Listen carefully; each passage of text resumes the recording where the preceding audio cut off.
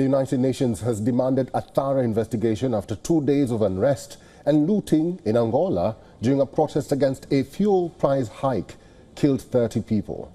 Violence erupted on the first day of a strike called by taxi drivers to protest against the July 1st increase in fuel costs in the oil-rich nation where millions live in poverty.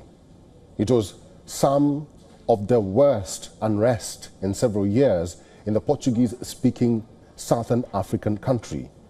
Here's a report from Luanda.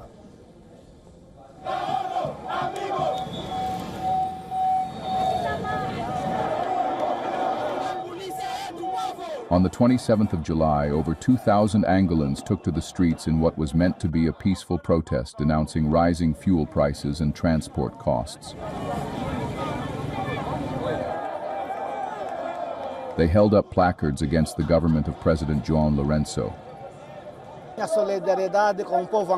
I came to show solidarity with the Angolan people. The people are suffering, so we have to demonstrate and show our support. You see, the cost of living keeps rising, and we don't know what it will be like in a few days' time.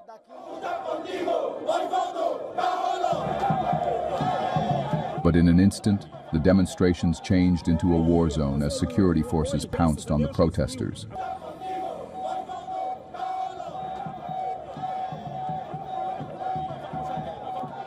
Some demonstrators lit bonfires as they were involved in a brawl with the police. Dozens of shops and warehouses in Luanda were looted, and vehicles attacked as the strike descended into some of the worst violence in the oil-rich country in years.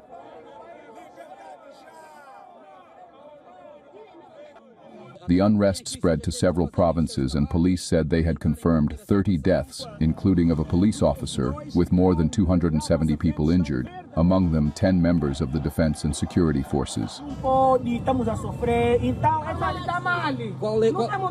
The police did not say what caused the deaths, but civil society groups and opposition parties blamed the security forces, who are regularly accused of using excessive force against demonstrators.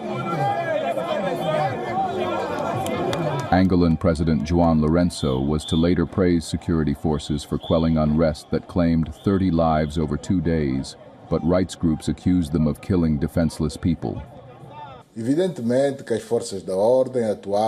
Obviously, the police acted within the scope of their duties, which is why order was quickly restored.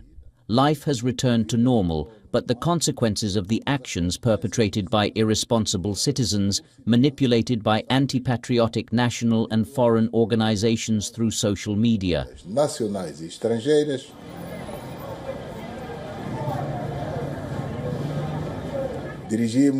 We would like to thank the forces of law and order, the judicial authorities, the health professionals who immediately attended to the injured in our hospitals to save lives.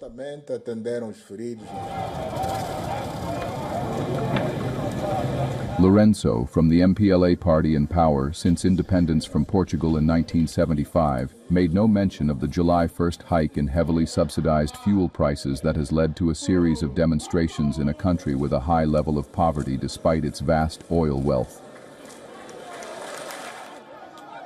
The United Nations demanded a thorough investigation after 2 days of unrest and looting.